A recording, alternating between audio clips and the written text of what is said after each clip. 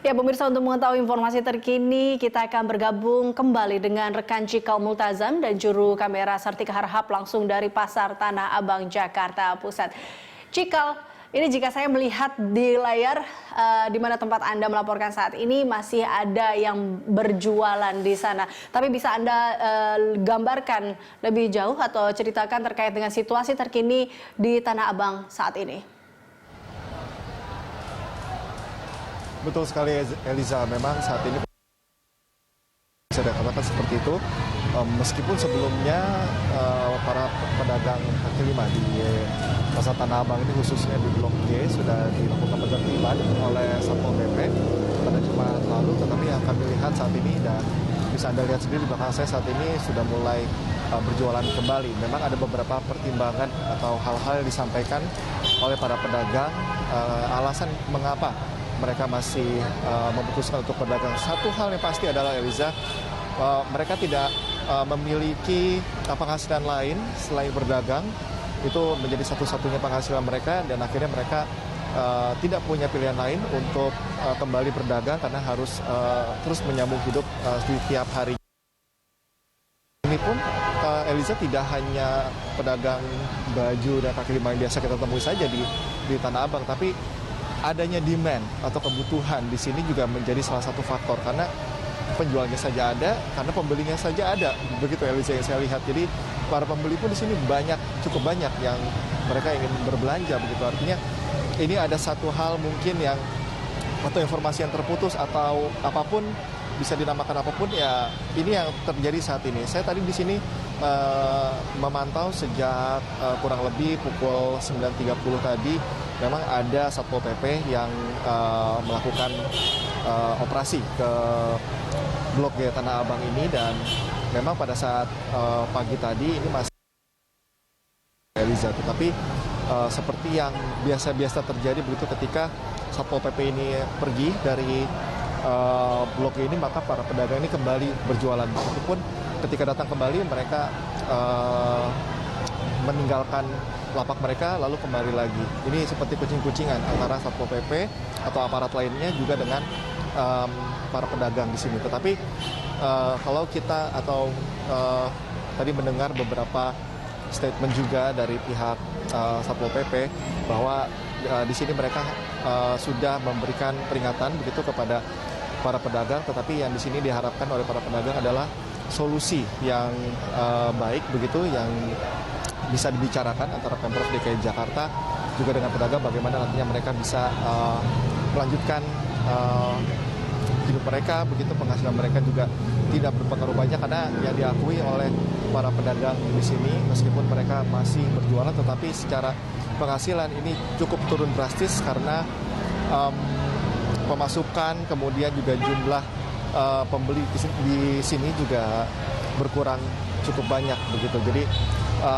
kalau yang saya lihat, kalau memang tidak ada komunikasi yang lebih intens antara Pemprov DKI Jakarta, kemudian juga aparat keamanan yang bertugas di sini, kemudian aspirasi dari para pedagang, kejadian atau situasi seperti ini akan terus berlanjut di tengah program pemerintah yang masih memberlakukan pembatasan sosial berskala besar atau PSBB. Karena kalau dilihat dampak yang ditimbulkan dari adanya pedagang kaki lima di pinggiran Blok G ini berdampak cukup banyak. Begitu, interaksi manusia yang cukup padat di sini. Kemudian pedagang-pedagang lain seperti pedagang minuman dan pedagang makanan di sini juga berkumpul. Kemudian banyaknya manusia berkumpul seperti juru parkir, kemudian juga petugas keamanan yang memberikan posko juga di sini cukup ramai. Artinya tidak ada physical distancing di sini yang saya lihat. Orang semua berkumpul, dan kemudian ini tidak sesuai dengan program pemerintah yang sedang menggalakkan PSBB.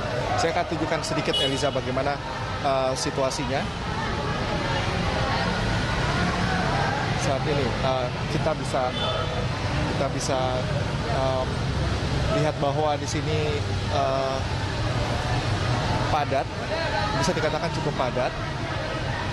Tadi saya juga sudah berusaha untuk mewawancarai dari petugas Satpol PP yang bertugas di sini mengenai apa program-program selanjutnya untuk lebih menertibkan para pedagang di sini.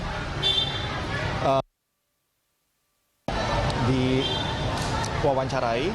Kemudian pedagang juga lebih memilih untuk menyampaikan aspirasi mereka begitu dengan tidak melalui wawancara, tetapi tadi melalui kami di sini awak media yang bertugas, bahwa ada beberapa hal yang jika mereka bisa memilih untuk tidak berdagang tetapi tidak mempengaruhi terhadap kehidupan mereka sehari-hari, mereka akan memilih itu. Tetapi tidak ada pilihan lain, sehingga mau tidak mau mereka juga harus berdagang di sini. Dan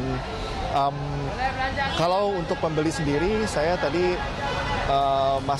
situasinya masih cukup sepi, Eliza, tapi di sini sudah bisa dikatakan cukup ramai. Kalaupun ada mungkin pembeli yang bersedia untuk diwawancara sebentar. Ibu, ini saya sudah bersama dengan salah satu pembeli. Ibu dengan ibu siapa? Ya, Dengan ibu siapa? Ibu Wiji. Ibu Wiji. Ibu Wiji, kenapa Bu masih belanja di Tanah Abang? Apa alasannya Bu? Iya, ini apa namanya? Pengen beli baju aja buat lebaran gitu.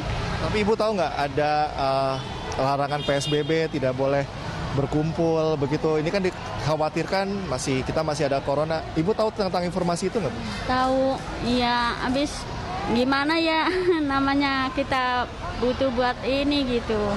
Bapak memilih belanja di Tanah Abang karena lebih murah atau kenapa Bu? Kenapa? Memilih belanja di Tanah Abang lebih murah, atau memang biasanya udah sering belanja di sini atau apa? Sering belanja begini. Ibu belanja apa aja Bu di sini biasanya? Paling baju anak-anak, baju ya kita aja buat suami gitu, buat ini. Ibu Wiji, ini untuk dalam bulan Ramadan ini untuk pertama kalinya ke Tanah Abang atau sebelumnya sudah pernah Bu? Kalau setiap ini mau lebaran aja puasa, iya. Jadi untuk Ramadan tahun ini Bu Wiji baru sekali? Iya, buat belanja ini apa? Kan kalau biasa kan paling beliin di pasar-pasar gitu aja. Kalau ini kan di sini murah gitu daripada yang lain. Pasar lain-lain tuh mahal. Jakarta. Gimana Bu kalau boleh tahu? Di sini di Bonpala ya, Tanah Abang. Sama keluarga Bu ke sini? Iya. Sama keluarga. Ini sama anak, sama. Ya memang tidak salah ya Bu Wiji kalau ya memang semua memilih yang lebih murah, tapi ya tetap jaga physical distancing sama maskernya, itu boleh. Baik, terima kasih Bu Wiji. Iya. Oke. Ya, itu tadi Eliza, alasan dari para pembeli mengapa mereka masih memilih Tanah Abang sebagai tempat mereka untuk membeli sesuatu, karena memang harganya murah, dekat dengan tempat tinggal mereka, dan pedagangnya pun ada. Jadi ya itu yang harus difikirkan lebih lanjut tentunya oleh siapapun, aparat internal, aparat keamanannya kah, atau siapapun, untuk memberikan solusi yang terbaik bagi pedagang dan juga pihak lainnya yang masih bersinggungan dengan pasar Tanah Abang ini. Eliza. Iya, jika saya melihat makin siang nampaknya akan makin ramai pembeli di sana, seperti itu ya. Dan ini juga dalam arti atau dalam kata lain bahwa pembeli di sana ataupun juga penjual di sana tidak mengindahkan larangan PSBB. Apakah karena memang sanksi yang belum diterapkan atau karena tidak tegasnya aparat, sehingga akhirnya ya tadi Anda katakan masih ada kucing-kucingan. Jika Satpol PP itu pergi maka lapak dibuka, jika Satpol PP datang maka lapak ditutup. Ya betul Eliza, karena pada akhirnya semua akan mengerucut pada satu hal, yakni ketegasan mengenai penerapan sebuah aturan, begitu. Jika pada penertiban pertama ini masih, atau pada tingkat sosialisasi, bisa dipahami bahwa aparat keamanan di sini memberikan sosialisasi kepada para pedagang mengenai kebijakan dari PSBB, apa saja yang tidak boleh dilakukan selama PSBB ini, kemudian gambaran mengenai kira-kira sampai kapan PSBB ini akan berlangsung, kemudian adakah pembatasan tertentu, kemudian dalam tahap penertiban awal, jika masih memang diberlakukan sosialisasi kembali atau di surat peringatan, juga masih dipahami sebetulnya Eliza, karena tentu aturan-aturan yang diberlakukan pada masa PSBB ini memang diprioritaskan untuk tidak memberatkan para pedagang. Tetapi kalau sudah berlanjut, artinya harus ada ketegasan terhadap para pelanggar ini, meskipun dalam bentuk sanksi ataupun dalam bentuk apapun. perlu adanya ketegasan mengenai pelarangannya secara tegaskah, kemudian implementasi pelarangannya itu seperti apa, apakah sanksi berupa denda atau sanksi berupa apapun, itu menjadi opsi-opsi yang bisa dilakukan sebetulnya oleh Pemprov DKI Jakarta untuk menertibkan Tanah Abang ini, khususnya di Blok G ini memang sangat-sangat ramai sekali. Ini berbeda dengan di sepi, tetapi kalau tadi saya lihat pada penertiban pada saat ini hanya diberikan berupa BAP atau masih berupa surat teguran begitu. Bahkan ketika surat itu sudah diberikan kepada para pedagang, saya juga masih melihat ada pedagang yang masih main kucing-kucingan dengan petugas keamanan ini. Ini artinya ada ketidakaturan karena memang tidak ada ketegasan dari aturan itu sendiri. Ini yang perlu menjadi evaluasi sebetulnya mengenai evaluasi ketegasan. Memang sudah ada informasi bahwa akan dikenakan denda dari ratusan ribu hingga puluhan juta rupiah. Tetapi itu tentunya akan menjadi opsi terakhir ketika memang ada satu aturan yang bisa mencegah mereka untuk tidak melanggar, itu akan lebih diprioritaskan tentunya. Dan tentunya yang diharapkan oleh para pedagang di sini, terutama yang berada di ini, pelarangan ini harus adil. Artinya tidak hanya mereka yang di lapak trotoar saja yang dilarang, tapi yang di kios-kios pun harus diberlakukan kebijakan yang sama. Jadi itu tadi kalau kita kembali, pengerucutan dari penegakan hukum harus tegas, kemudian juga harus adil sehingga tidak akan ada merasa yang dirugikan dalam penertiban dalam masa PSBB ini, khususnya di Pasar Tanah Abang ini. Eliza.